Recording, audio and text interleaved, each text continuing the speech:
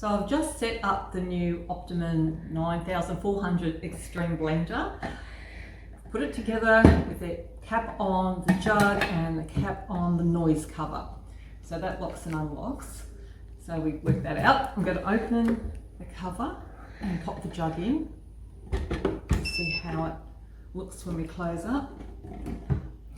So there it is, ready to go. And if we were going to cook something, or if we were going to blend something or make flour, whatever we're going to do, we would now operate on the screen. So I'm going to try what happens when we use the sound cover as a function. So I'm going to take that off.